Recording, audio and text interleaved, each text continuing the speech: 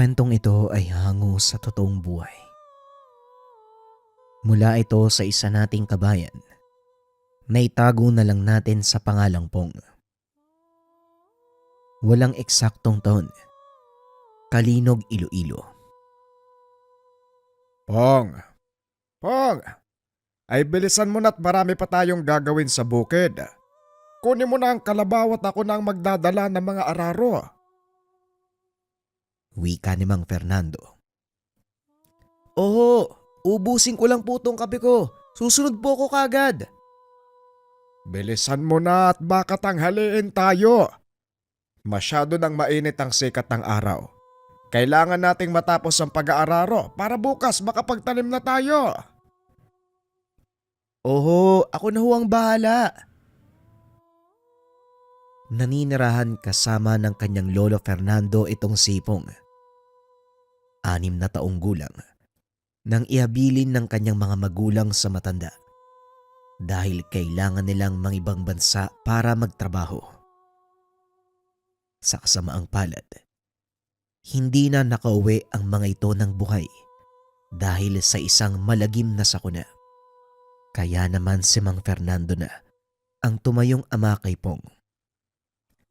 Tinuruan nito ang binata ng lahat ng pamamaraan sa pagsasaka dahil ito ang kanilang ikinabubuhay. Bagaman mahirap, unti-unti namang nasanay ang binata hanggang sa naging bahagi na ito ng kanyang pang-araw-araw na gawain. Sinikap ni Mang Fernando na mapagtapos ng sekundarya sipong at pinilit na mag-aral ng kolehiyo. Ngunit ayaw nitong magpatuloy dahil naaawa sa matanda. Minabuti na lang ni Pong na tulungan nito sa kanilang bukid. Mais at palay ang pangunahing pananim ng matanda. Sa tuwing sasapit naman ang matinding tag-araw, nagtatanim ito ng mga pakwan at iba pang pananim na hindi nangangailangan ng maraming tubig. At dahil matanda na si Mang Fernando, wala na itong kakayahang mag-araro. Kaya si Pong na ang nakatalaga sa pag-aararo na maygit 1.5 ektarya ng lupaing sinasaka.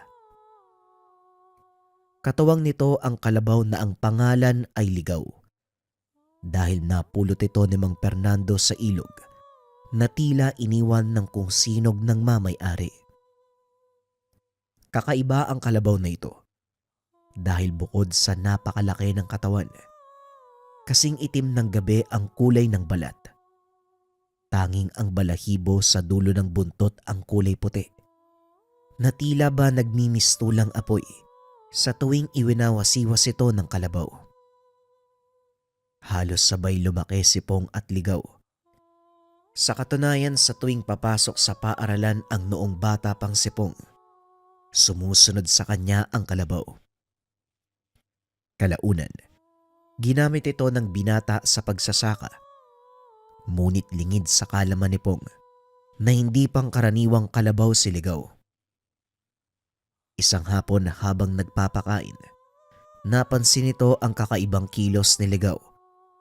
Nakatingala ito sa langit na tila may kung anong inaantay.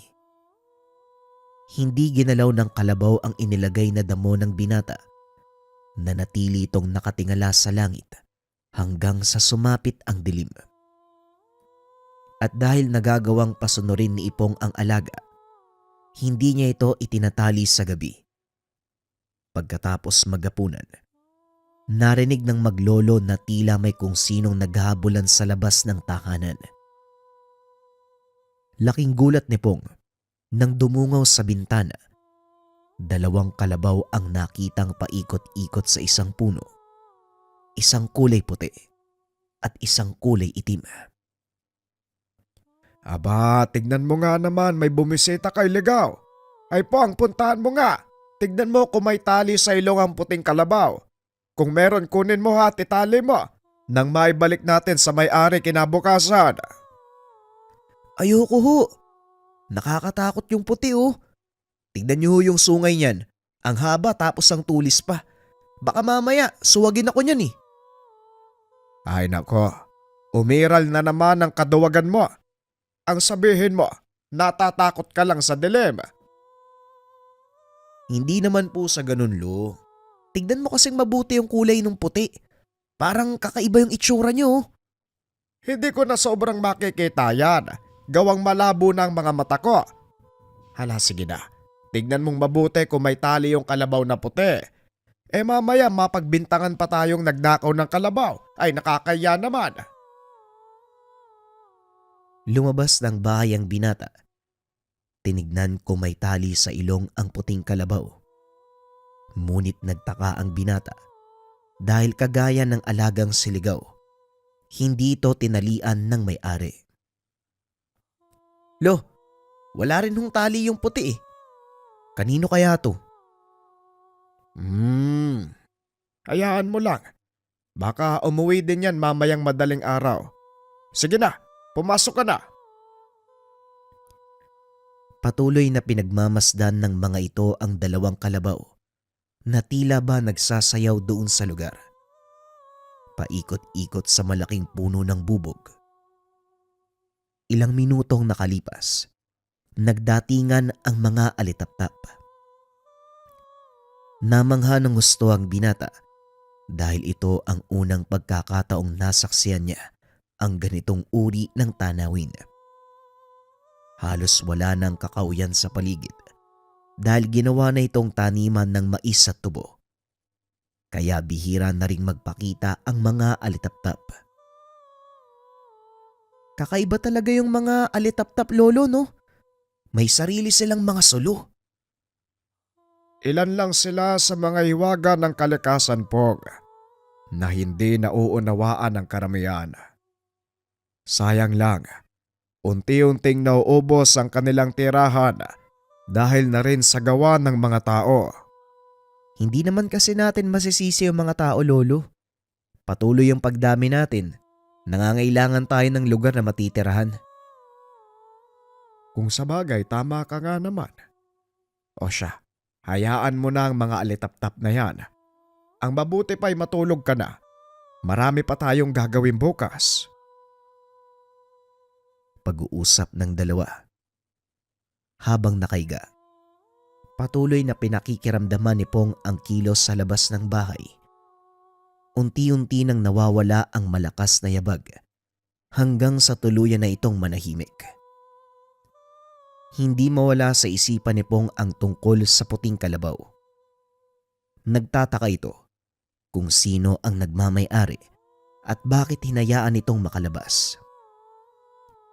Hanggang sa tuluyan na siyang nilamon ng antok. Kinabukasan, nagising ng maaga si Pong.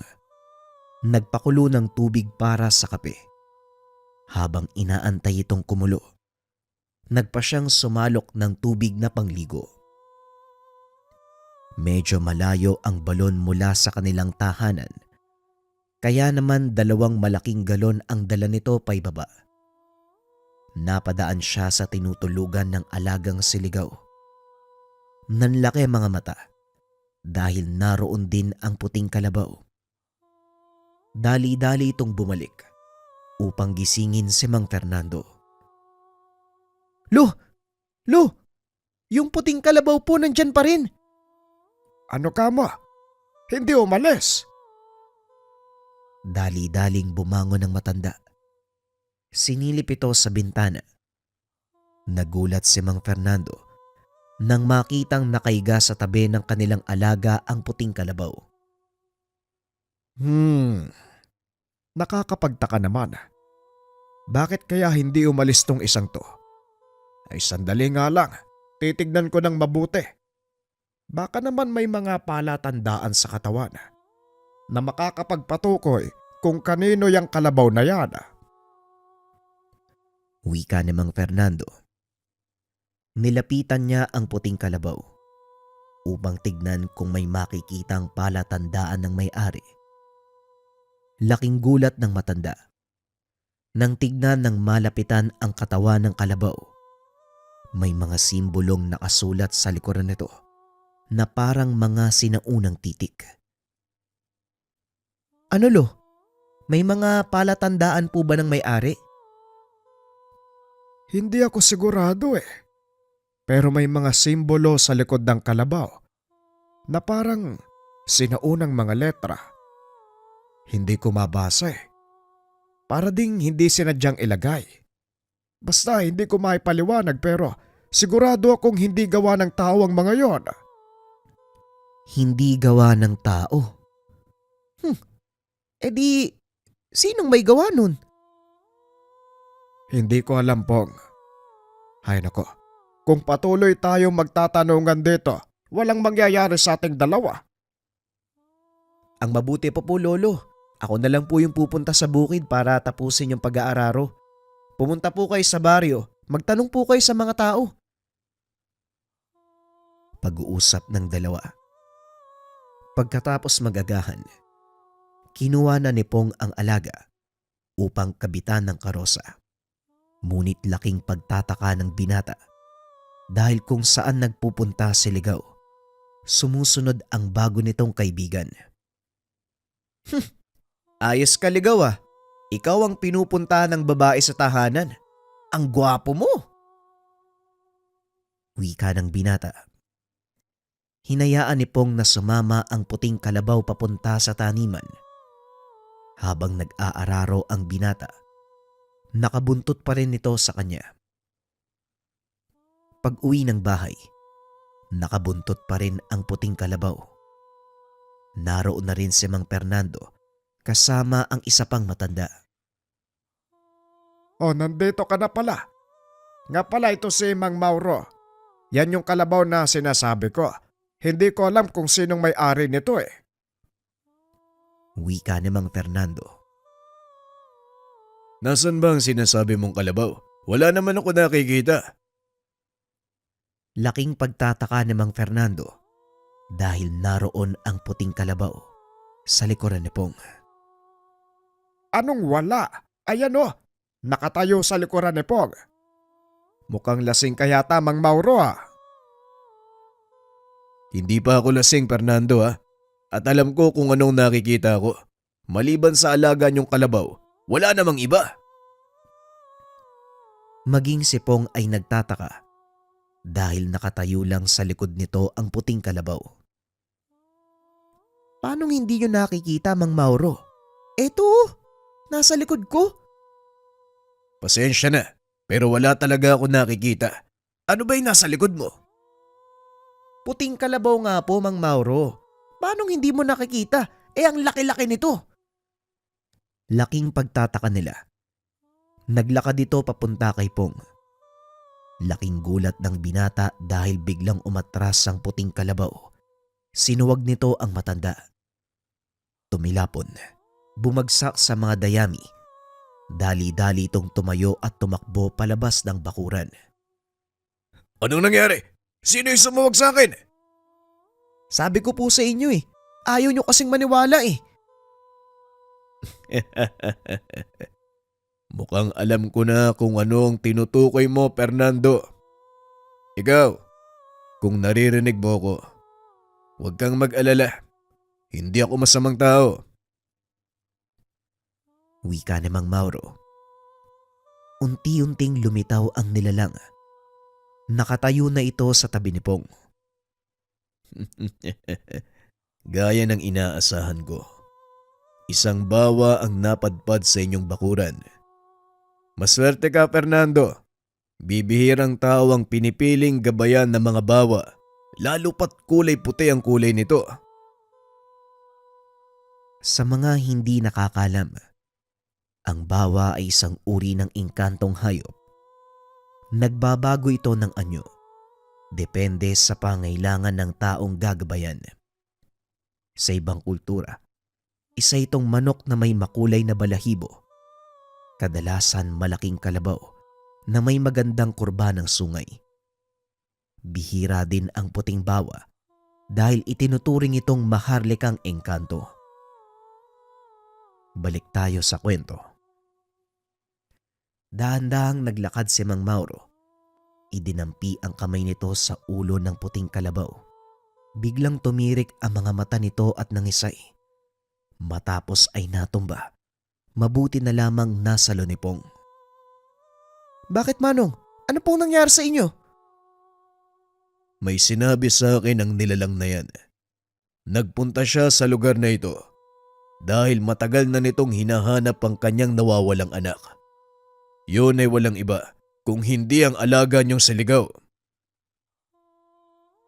Nagkatinginan ang maglolo. Napagtanto ng mga ito na hindi pangkaraniwang kalabaw ang alaga. Napulot ko lang si Ligaw sa tabing ilog. Wala namang nagmamay-ari at wala ring naghahanap. Kaya nagpasya kong iuwi na lang at sa kaalagaan. Hindi ko naman nakalain na inkantong kalabaw pa lang inaalagaan namin. Hindi lang basta engkanto, kung hindi mataas na uri at maliban pa doon. Kailangan niyong maganda dahil may mga tumutugis sa kanila. Mga nilalang na naglalayong ubusin ang kanilang angkan. Sana naman, maintindihan ko rin ang salita nila. Ano po bang sinasabi ng puting kalabaw, Manong? Maliban sa babala, wala na siyang sinabi. At kung gusto mong maunawaan ang kanilang sinasabi, kailangang pakinggan mo ang tinig nila gamit ng iyong puso. Wika ni Mang Mauro. Matapos ay nagpaalam na ito. Nangako si Mang Mauro na walang pagsasabihan tungkol sa nangyari. Kinagabihan, hindi mawala sa isip ng binata ang mga sinasabi ng matanda. Nakaigana si Pong ng mga sandaling iyon, kaso nga lang hindi siya makatulog. Nagpa siya ang binatang lumabas ng silid upang uminom ng tubig.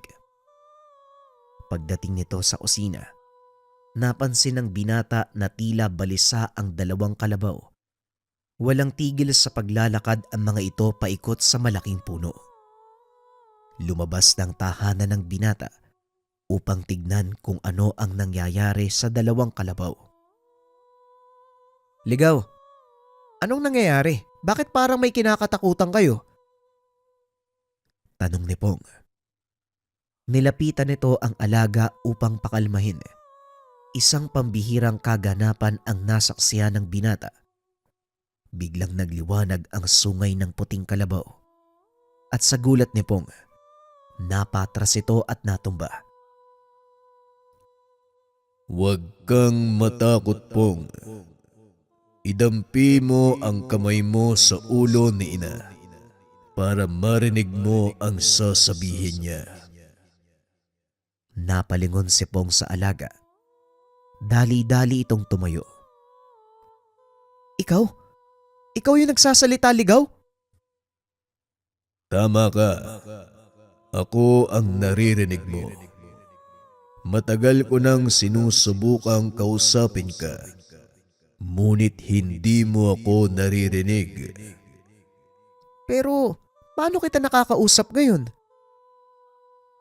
Yun ay dahil nabuksan ang iyong kakayahan na marinig ako. Sa pamamagitan ng kapangyarihan ni ina.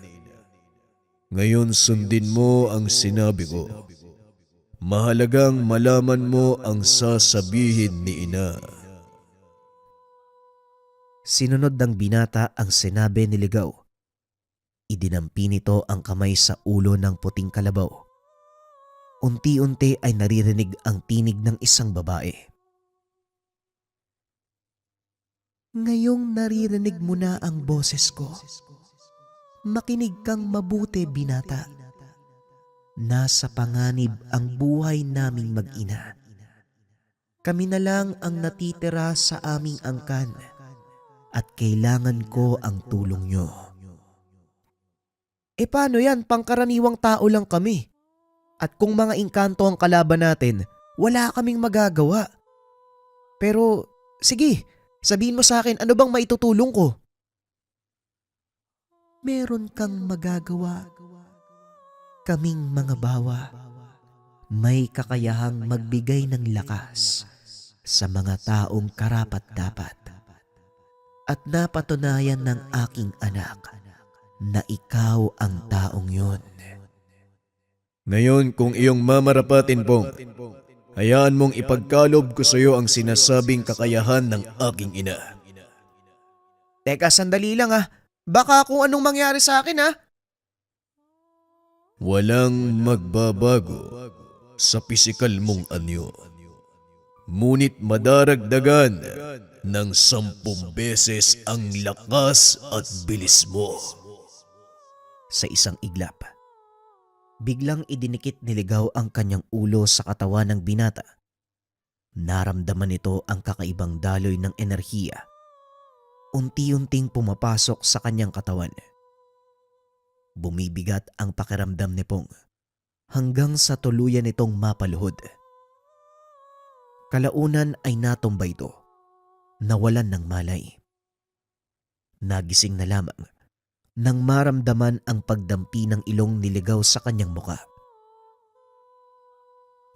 Anak nang! Dito pala ako nakatulog. Nanaginip yata ako kagabi ah. Ano bang nangyari, Ligaw? Bakit ako nandito? Hindi panaginip ang nangyari kagabi. Totoo ang lahat ng yun.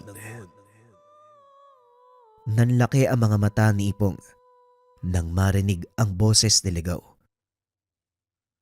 Mahabaging lambanog. Ikaw ba'y nagsasalita, Ligaw? Teka, parang hindi naman ako nakainom ah. May katigasan din ang ulo mo. Sinabing hindi nga panaginip ang nangyari kagabi at totoong naririnig mo ang boses ko. Kung totoong nangyari ang lahat ng yon kagabi, anong ginawa mo? Ang huli kong natatandaan, idinikit mo yung sungay mo sa katawan ko eh. Tapos ayun na, hindi ko na alam yung mga sumunod na nangyari. Gaya ng sinabi ko sa'yo, binigyan kita ng kakaibang kakayahan. Kung hindi ka pa rin naniniwala, pwede mong subukan. Tumayo si Pong. Itinulak ang natumbang puno sa tabi ng pinaglalagyan ni Ligaw. Laking gulat nito dahil walang kahirap-hirap na gumagalaw ang malaking puno papunta doon sa gilid. Napapangiti si Pong dahil hindi ito makapaniwalang totoo ang sinabi ng alagang kalabaw. Kung totoo yung binigay mong lakas sa akin, totoo din ang sinabi ng nanay mo. Nasa panganib ang buhay niyo, di ba? Tama ang sinabi mo, Pong. Wala kaming nagawa kung hindi ang tumakas. Pag-uusap ng dalawa. Tila konektado ang isip ng mga ito. Dumaan sa isipan ni Pong ang alaala ng nangyari bago pa man mapulot ni Mang Fernando si Ligaw. Ang mga sumusunod na tagpo ay batay sa nakitang pangitain ni Pong. Bilisan mo anak, kailangan nating makalayo sa lugar na ito. Hindi ka dapat maabutan ng mga taong yun. Pero ina, hindi ko kayang tumakbo. Nangihina na po ang tuhod ko. Kailangan mong kayanin anak, kung hindi pareho tayong mamamatay.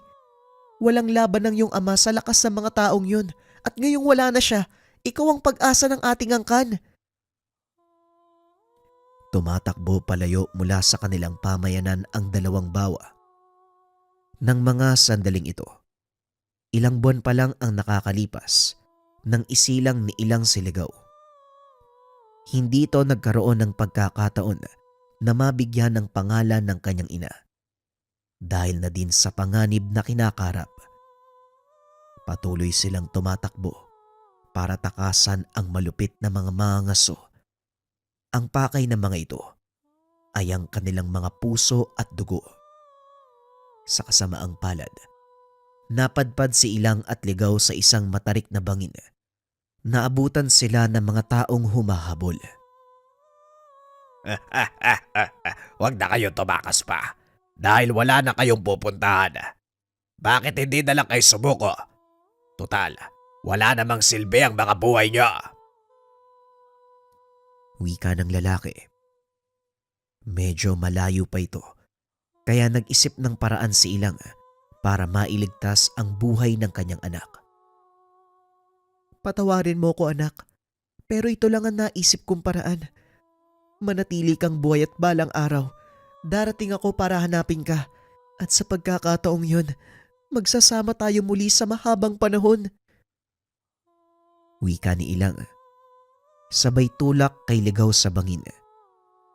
Habang nauhulog ang munting bawa, biglang bumukas ang isang lagusan. Tuluyan itong nakapasok sa ibang dimensyon. Bumagsak ito sa malalim na bahagi ng ilog.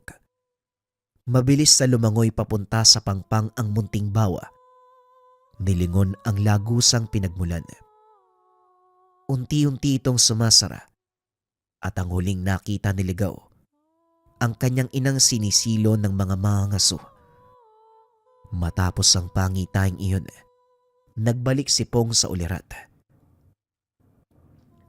Ganun pala kalala yung nangyari sa inyo. Ngayon mas nauunawaan ko na. Pero bakit hindi kayo lumaban? Hindi ba may taglay kayong mga lakas? Ang lakas na yon ay baliwala kung hindi namin kasama ang nilalang o taong ginagabayan namin. Namatay si Ama dahil ng oras na sumalakay ang mga maangaso. Wala na ang taong ginagabayan. Iniwan siya nito at piniling talikuran ang landas ng liwanag. Ikinalulungkot ko ang pagkawala ng iyong ama, Ligaw. Pero yung taong humahabol sa inyo, alam mo ba kung sino siya? Oo, matagal niya nang tinutugis ang aming angkan. Kung hindi sa proteksyon ng dakilang haring sarangay, matagal nang naubos ang aming lahi. Kung ganun pala, anong nangyari? Nasaan na yung hari nyo? Kagaya ng sinapit ng aking ama. Iniwan din kami ng aming pinuno upang sumama sa mga kalaban. Si Raul, siya ang taong humahabol sa amin at siya din ang sinamahan ng aming pinuno, kaya naging napakalakas ng taong iyon. Pero sandali lang, Ligaw, ha. Ipaliwanag mo nga mabuti. Ano ba yung kapangyarihang taglay ng hari nyo? At saka bakit siya sumama? Ang mga saranghay ay nagtataglay ng hindi masukat na pisikal na lakas. At bukod pa dito, may kapangyarihan ang mga sungay nilang magbukas ng dimensyon mula sa mundong ito at pabalik. Malaki ang pangangatawan nila na halos 10 talampakan ng taas. Walang nakakapantay sa kanila sa labanan. Wala ni isa sa amin ang nanalo sa kanya. Nakakatakot namang makalaban ng hari nyo. Pero sigurado ko ba? Sariling desisyon niya yung nangyari. Baka naman, Ang totoo, hindi ako tiyak. Ngunit isang bagay lang ang alam kong mahalaga. Kailangan nating pagandaan si Raul. At ngayong nakapili na ako ng taong gagabayan, magagawa ko ng gamitin ang natatago kong kapangyarihan. teka, anong ibig mong sabihin? Kaya kong ipakita sa iyo ang totoo kong anyupong. Kailangan mo lang banggitin ang pangalan ko. Ah, Ligaw. Yun yung pangalan mo, di ba? Ang tatay mo ang nagbigay sa akin ng pangalan na yan. Pero hindi yan ang totoo kong pangalan. Pakinggan mong mabuti ang puso mo. Maririnig mo ang totoo kong pangalan. Pumikit ang binata. Huminga ng malalim. Hindi nito namalayang unti-unti na niyang idinadantay ang kamay sa noo ni Ligaw.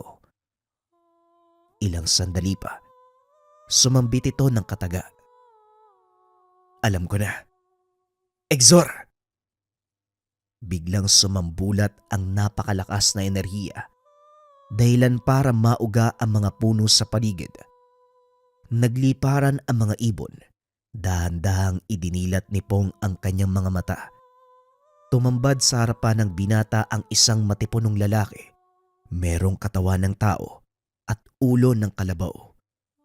May hawak itong malaking gintong espada. Magaling, Pong. Ang nakikita mo ngayon ay ang anyo ng isang sarangay. Dahil sa pag-iisa ng ating mga diwa, nagawa kong pataasin ang aking andas. Wika ni Ligaw, habang pinagmamasdan ang kanyang mga kamay. Sa mga hindi nakakalam, ang mga bawa ang totoong pinagmula ng mga sarangay. Maiintindihan nyo ang kasaysayan nila sa mga paparating pa nating ibang kwento.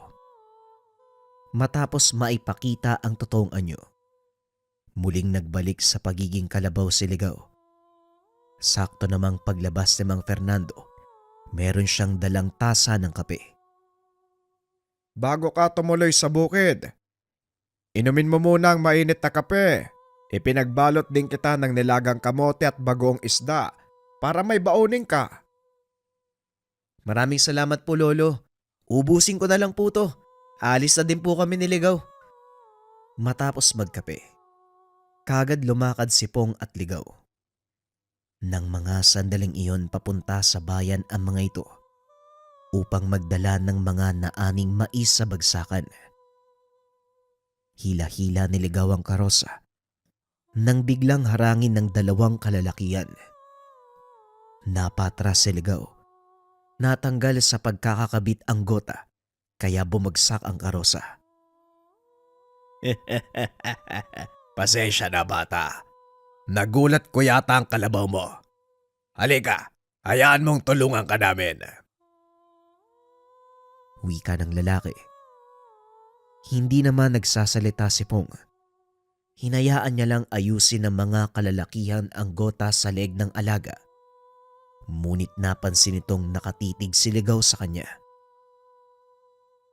Ang lalaking ito, walang iba kung hindi si Raul. Siya ang taong tumutugi sa amin. Nanlaki ang mga mata ni Pong. Bigla nitong itinulak ang isa sa mga lalaking nag-aayos ng gota.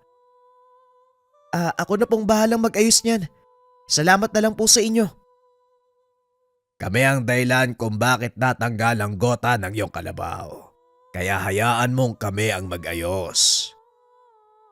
Ayos lang po. Maliit na bagay, Manong. Ako na pong bahala. Saka mas gamay ko po kasi ang tamang pagtali ng gota sa leg ng kalabaw ko. Ganun ba? Napakagandang tignan ng kalabaw mo. Mabilog ang katawan. Maganda ang kurba ng sungay. Paniguradong alagang-alaga ang kalabaw na ito. Oo, Manong. Katuwang po kasi namin yan sa paghahanap buhay. Kaya kailangan ding alagaan ng mabuti. O siya, kung yan ang gusto mo, pasensya na uli. Mauna na kami. Pag-uusap ng dalawa. Nagpatuloy sa paglalakad ang tatlong lalaki habang pinagmamasdan ng binata ang mga ito. Mukhang hindi naman masamang tao yung Raul na yun . Sigurado ka bang siya yung tumutugi sa inyo? Sigurado akong siya ang tumutugi sa amin. Pero ang nakakapagtaka, tila may nagbago sa kanya. Baka naman nagkakamali ka. Hayaan mo na. Wala naman sigurong gagawing masama yung mga yan. Tama ka. Magpatuloy na tayo. Kailangan nating madala ang mga mais sa bayan bago tayo tanghalin. Nagpatuloy sa paglalakbay ang dalawa. Hanggang sa makarating sila sa bagsakan ng mga paninda.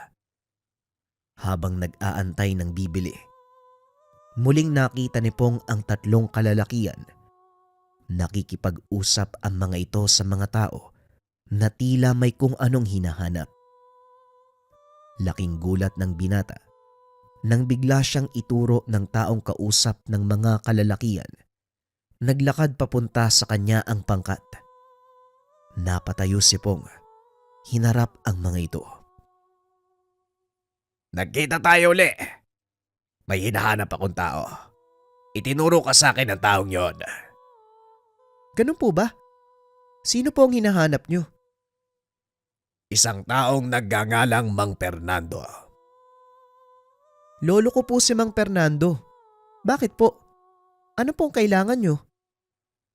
Maaari mo ba kaming dalhin sa kanya? Importante lang at huwag kang mag-alala dahil wala kaming masamang tangka. Alam kong diskumpiyado ka dahil hindi mo kami kilala. Pero sinisiguro ko sa'yo, hindi masama ang pakay ko. Nauunawaan ko ho.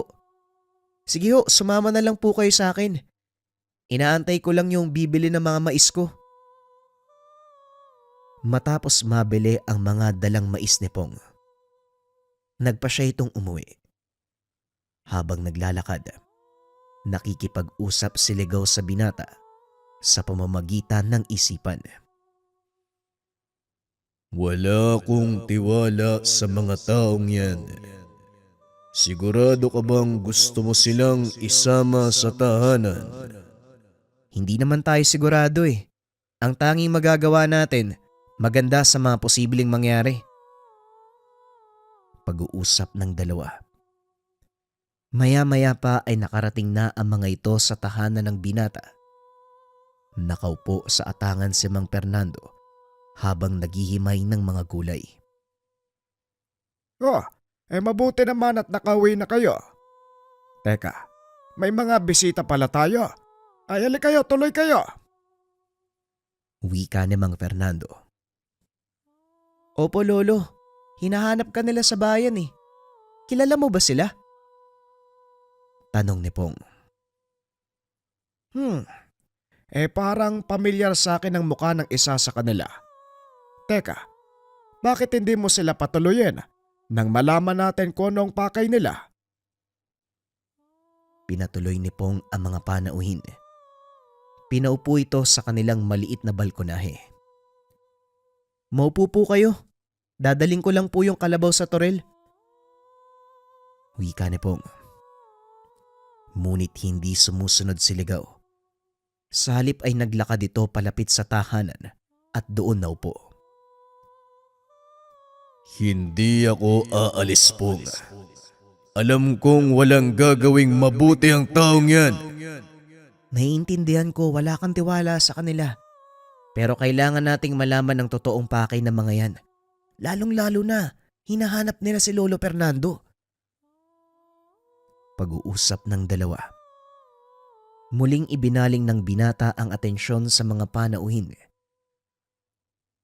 Ano ho bang may tutulong ko sa inyo? May nakapagsabi sa amin na nakapulot ka ng isang batang kalabaw. Mga 10 taon na ang nakakaraan. Maaari ko bang malaman kung nasaan ang kalabaw na yon? Napatingin si Mang Fernando kay Pong, pati na rin kay Ligaw. Ayun ba? Matagal ko nang naibenta yung kalabaw na yun eh. Masyadong malamya, ang hirap pasunurin. Kaya nagpa siya akong ipagbili na lang. Kesa masayang yung pagod ko kakatoro. Bakit nyo ba hinahanap? Kayo bang may-ari nun? Hindi naman ho. Importante lang kasing makita namin ang kalabaw na yon. Pero kung naibenta nyo na, wala na po tayong magagawa. Pasensya na kayo ha. Mukhang nabigo kayo sa lakad nyo. Pero bago kayo umalis, bakit hindi muna kayo maghapunan? Mukhang magandang ideya nga ho yan. Sige po Manong, nakakapagod din kasi maglakad pabalik ng bayad nang walang laman ng sikmura. Pag-uusap ng mga ito. Patuloy na pinakikiramdaman ni Pong ang kilos ng mga kalalakian. Habang nag-uusap ang mga ito, hindi maiwasan ng binatang pansinin ang mga dalang gamit ng panauhin. Napansin ko po, may mga dala kayong baril. Mga ngaso po ba kayo? Oo, mangaso kami. At pang proteksyon lang ang mga baril na ito. Wika ni Raul. Ganun po ba? Ano naman po ang dahilan kung bakit hinahanap niyong napulot na kalabaw ni Lolo? Mahabang kwento at pwedeng hindi ka maniwala.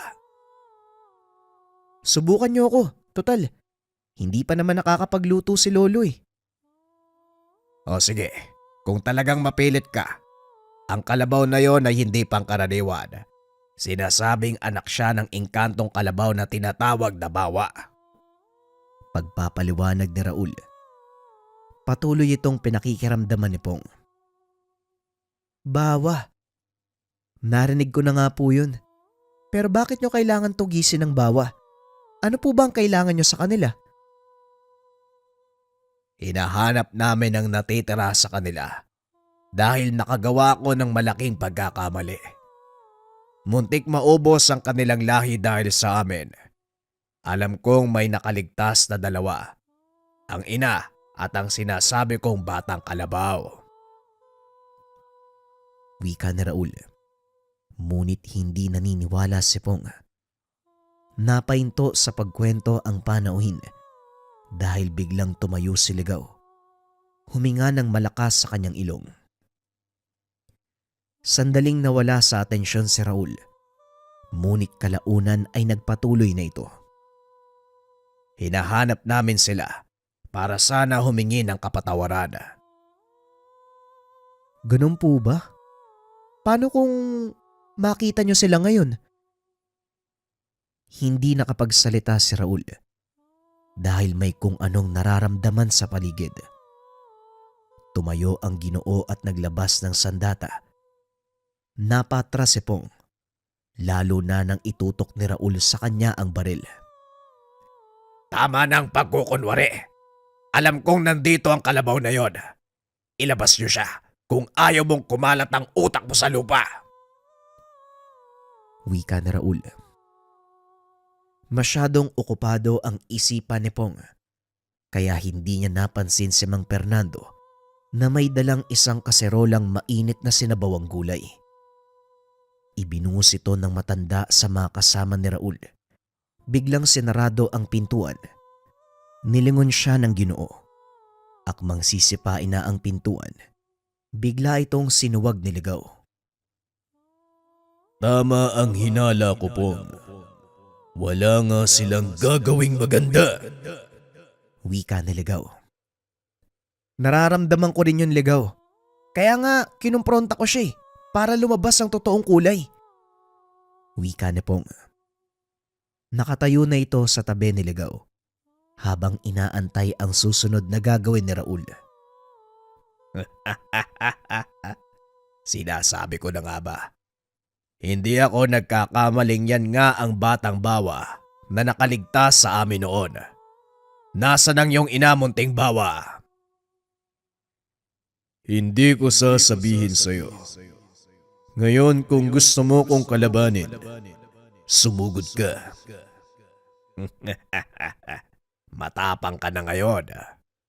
Huwag mong ipagmalaki sa akin ang sungay mo dahil kahit saang anggulo tignan, wala kang panama sa alaga ko. Wika ni Raul. Biglang lumitaw sa likuran nito ang napakalaking nilalang na may hawak na pamalo. Naloko na, Ligaw. Yan ba yung sinasabi mong sarangay? Wika ni Pong. Bagya itong nakaramdam ng takot. Hindi lang basta sarangay. Siya ang hari namin. Hindi ko alam na si Raul pala ang taong pinaglilingkuran niya. Wika ni Ligaw habang nakatingala sa nilalang. Ano? Mag-uusap na lang ba tayo dito? Wala ka bang gagawin, bawa? Wika ni Raul. Ligaw, anong gagawin natin? Kaya ba natin yan? Magtiwala ka lang sa lakas mo, Pong. Alam kong unang beses mo itong gagamitin. Huwag kang mag-alala. Nasa likod mo ko. Wika ni Ligaw. Laking gulat ni Raul dahil biglang sumugod si Pong sabay suntok. Bagyang napatras ang Ginoo dahil sa lakas ng pagtama ng kamao ng binata. Tignan mo nga naman. Punong-puno ka ng sorpresa. Yan ang gusto ko. Ang nagugulat sa mga pangyayari. Wika ni Raul habang pinapahiran ang dugo sa bibig nito. Napangiti naman si Pong dahil nakaramdam ito ng gaan ng kalooban nang matamaan ng suntok ang kalaban. Huwag kang mag-alala. Marami pa akong nakatago. At kung hindi ka aalis sa lugar namin, hindi ako magdadalawang isip na pakawala ng lahat ng yun sa'yo. Wika ni Pong. Ngunit biglang humarang ang sarangay. Inihampas nito ang kanyang pamalo, dahilan para yumanig ang paligid. Nawala ng balanse si Pong. Muling itinaas ng sarangay ang pamalo, akmang ihahampas na sana, nang biglang iharang niligaw ang katawan sa binata. Ligaw, anong ginagawa mo? Mapapahamak ka! Hayaan mo lang ako. Alam ko ang gagawin, Pong. Tumayo ka at ako ang haharap sa hari namin. Dali-daling umalis si Pong. Tumayo sa sulok. Hinarap naman niligaw ang sarangay. Lapastangan kang bawa. Mababang uri. Sino ka sa palagay mo para pigilan ako sa gagawin ko? Wika ng sarangay. Alam kong hindi mo ko kilala, Haring Sarangay. Pero ang aking ama ay isa sa mga tagapaglingkod mo. Kagaya mo, minsan niyang ipinaglaban ang lahing pinoprotektahan mo. Wala akong pakialam kung sino man ang tinutukoy mo. Umalis ka sa daraanan ko kung ayaw mong durugin kita ng pino. Pasensya na, kamahalan, pero hindi kita hahayaang saktan ng taong yan. Pwes, mamatay kang kasama nila. Itinaas ng saranghay ang kanyang pamalo. Buong lakas na inampas kay Ligaw. Yumanig ang buong paligid.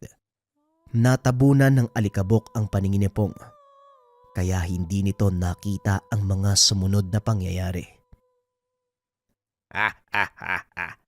Yan lang ba ang ipinagmamalaki mo, binata? Pasensya na, pero hindi uubra sa akin ang ganyan. Wala na ang ipinagmamalaki mong bawa, kaya sabihin mo sa akin kung nasaan ang isa pa. Huwag kang papakasiguro. Oo, wala na ang bawa. Pero tignan mo kung sino ang dumating. Unti-unting humupa ang alikabok. Tumambad sa harapan ni Raul ang dalawang sarangay. Ang isa ay may hawak na espada. Ginamit nitong pansalag sa pamalo ng kalaban. Nanlaki ang mga mata ng Ginoo dahil hindi niya inakalang ganito ang mangyayari. Itinulak ni Ligaw ang haring sarangay at walang tigil na sumalakay. Talagang punong-puno ka ng sorpresa. Ngayon maganda ka dahil magsisimula na ang totoo nating laban. Sana lang tumagal ka. Hindi natin malalaman kung hindi natin susubukan. Pag-uusap ng dalawa. Sabay tumakbo ang mga ito para salubungin ang isa't isa. Nagsalpukan ang kamao ng dalawang kalalakian at halos tabla ang kanilang lakas. Hindi makapaniwala si Raul dahil sa taglay na lakas ni Pong. Patuloy na sumugod ang Ginoo sa pag-aakalang manghihina bandang huli ang binata. Ngunit laking pagtataka nito dahil habang tumatagal, tila lalong lumalakas si Pong. Lingid sa kalaman nito na hindi lang si Ligaw ang pinagmumula ng lakas ng binata, kundi maging ang ina nitong si Ilang. Patuloy lang sa pagsasalpukan ang dalawa hanggang sa mapuruhan ni Pong si Raul. Anong problema? Suko ka na? Paanong nangyari to? Paanong hindi nauubos ang lakas mo? Kung natatandaan mo, hindi lang iisa ang nakaligtas na bawa. Dalawa sila, hindi ba? Biglang nagpakita ang puting kalabaw sa tabi ni Pong. bagay na ikinagulat ni Raul. Napahinto sa pagsalakay ang Haring Sarangay. Napatitig ito kay Ilang. Ilang, anong ginagawa mo dito at paano kang nabuhay? Mahabang kwento, mahal na hari. Nagpapasalamat ako sa mga taong kumupkup sa aking anak. Kung hindi dahil sa kanila, tuluyan ang naubos ang lahing pinanggalingan mo. Gumising ka, Haring Sarangay. Hindi ito ang nakilala kong pinuno. Nasa na ang haring pinangangalagaan ng kanyang nasasakupan? Ibinaba ng Haring Sarangay ang kanyang sandata at umatras. Ang buong akala ko, nawala na ang lahat sa akin. Ngunit nandito ka. Pinaniwala mo ko sa isang kasinungalingang tao. Nilinlang mo ko para makipag-isa sa'yo. Wika ng Haring Sarangay habang nakatitig kay Raul. Meron siyang kung anong hinila. Nagpakita ang kadenang nakatali sa katawan ng hari. Wala ka nang magagawa. Kahit ano pang pagpupumiglas ang gawin mo, Sarangay. Susundin at susundin mo ang utos ko. Hindi mangyayari yun kung tuluyan ko itong puputulin. Wika ni Ligaw. Sabay taga na mga kadena. Nanlaki ang mga mata ni Raul nang makita nitong nakawala ang kanyang bihag na nilalang. Naglakad papunta sa kanya ang Haring Sarangay. Walang pagdadalawang isip na hinampas ng dalang sandata na naging dahilan ng agarang kamatayan. Tama ka. Nabulagan nga ako sa maling paniniwala. Nagpadala ko sa panlilinlang ng taong ito. Ngayong alam ko na buhay ka. Mapapanatag na akong muli na may tatayo ang kahariang sinira ng taong ito. Wika ng Haring Sarangay. Sandali nga, ipaliwanag yung ang dalawa. Kung ano yung totoong kaugnayan nyo sa higanting kalabaw na yan. Wika ni Pong. Ang Haring Sarangay ang aking ama, Pong. Sa makatuwid, ang aking anak na pinangalanan mong Ligaw ay isang mahalikang engkanto. Siya ang susunod na hari ng mga bawa. Dahan-dahang lumingon si Pong kay Ligaw. Hindi to makapaniwala na ang kalabaw na inalagaan sa loob ng 10 taon ay ang susunod na hari ng mga engkanto. Hindi ko alam kung anong pakay niyong mag-ina. Bakit hindi niyo sinabi nung una pa lang? Patawad, Pong. Dahil sa nangyari, nawala ang tiwala namin sa mga tao. Kaya hindi ko sinabi ang buong katotohanan. Ngunit ngayong napatunayan mo ang iyong sarili, nararapat lang na marinig mo ang lahat ng ito. Kung hindi pa humantong sa gulo, hindi pa kayo magsasalita. Pero ayos lang, naiintindihan ko naman kayo eh. Mabuti na lang nagising sa katotohanan tong tatay mo. Kung hindi, siguradong lasog-lasog na yung katawan ko. Hindi pa tapos ang laban. Kaya wag ka munang magdiwang binata. Meron pa siyang ibang kasama. At sa oras na ito ay paparating na sila. Kaya hanggat maaari magsipaganda na kayo. Ligaw. Kakaibang pangalan. Pero magandang pakinggan. Pasensya ka na kung kinakailangan kitang hagupitin ng hagupitin. Hindi akong may hawak ng katawan ko. Hindi ko kontrolado ang galaw. Wala kang dapat ipaliwanag, kamahalan. Kahit durugin mo pa ako ng pino, kung para sa karangalan mo, buong puso akong tatalima. Kung ganon, maganda ka. Nandito na sila. Naglabasan sa paligid ang mga itim na nilalang. Gumagapang ang mga ito sa lupa. at ang ilan naman mula sa himpapawid. Nakakatakot naman yung mukha ng mga yan. Huwag kang matakot, Pong. Hindi sila kasing lakas ng mga sarangay. Mali pala, hindi naman ako natatakot eh. Nakakasulasok yung pagbumuka ng mga kalaban natin. Parang ayokong hawakan o madikitan eh. Kadiri. Wika ni Pong. Ang wangis ng mga nilalang may hahalin tulad sa mga hayop na may 4 na paa. Kulay itim ang balat na gumagalaw ng kusa. Hinambalos ng haring sarangay ang ilan sa kanila. Ganon din ang ginawa ni Ligaw. Nagliparan ang mga ito palayo. Nang mapagtantong wala silang kalaban-laban, nagtakbuhan ang mga ito. Dala ang katawan ni Raul at ng mga kasama. Ano ba yan? Yun na yun?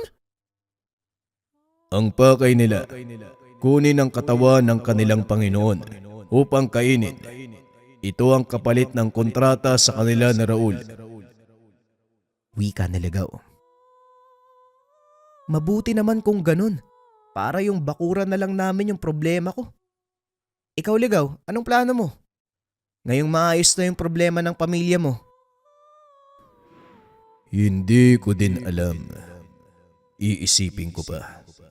Pero habang nagmumuni-muni, mananatili ako sa mundo nyo para tulungan kang mag-araro. Kung yan ang pasya mo, hindi kita pipigilan. Pero nag-aantay sa'yo ang tahanan mo. Kaya huwag kang mag-atubiling umuwi. Pwede ba akong sumama doon? Sa susunod mo na isipin ang bagay na yan. Ang dapat nating intindihin kung paanong ipapaliwanag sa lolo mo ang lahat ng ito. Wika ni Ligaw habang nakaturo sa malaking butas sa kanilang bakuran. Nasira din ang kural, maging ang maliit na bahagi ng tahanan. Naku, oo nga. Ang mabuti pa, simulan na natin yung pag-aayos. Tugon ni Pong. Matapos ang pangyayari, muling nagbalik sa dating gawi ang buhay ni Pong. Nagpatuloy sa pagsasaka ang binata sa tulong ni Ligaw. Maliban sa pisikal na tulong ng bawa, naging maswerte ang pamumuhay ni Pong. Nakapag-ipon nito ng sapat na pera upang palawakin ang kanyang taniman at kalaunan ay naging hasyenda. Sa kabila ng karangyaan, hindi nakalimot si Pong sa pinagmulan. Maraming kababaryo ang binigyan nito ng pagkakakitaan. Kalaunan, kinilala bilang isa sa pinakamayaman at pinakamabait na tao sa kanilang bayan. Naging inspirasyon sa marami ang kwento ni Pong, maging ang hiwagang bumalot sa pagkatao ng binata. Nanatili itong sekreto hanggang sa magkaroon ng sariling pamilya at para tularan ng kanyang mga anak. Ikwento ni Pong sa mga ito ang nangyari at pinagmulan ng kanilang kayamanan. Sana naman wag yung kalimutan ang pinanggalingan natin. Hindi biro ang pinagmulan ng ating karangyaan, kaya wag nyo itong sayangin at wag kayong mag-atubiling tumulong dahil ang biyayang natatamasa natin ngayon mula sa mga nilalang na tumulong sa atin. Wika ni Pong sa kanyang mga anak. Ito ang pangaral na naipasa sa mga henerasyon hanggang sa kasalukuyan. At tungkol naman kay Ligaw, tuluyan na itong naligaw. De joke lang mga kabayan. Biro lang. Ito yung totoo. Hindi pa rin nawawala ang paggabay nito sa pamilya ni Pong. Sa kasalukuyan, nariyan pa rin ang rancho ni Pong. Ngunit ginawa na itong atraksyon ng mga turista. May ilang bahagi ng lugar na natiling pribado, alang-alang sa respeto kay Pong. Makikita pa rin sa lugar ang estatwa ng 2 malalaking sarangay bilang pag-alala sa naging kwento ng buhay ni Pong. nang minsan siyang mag-alaga ng engkantong kalabaw.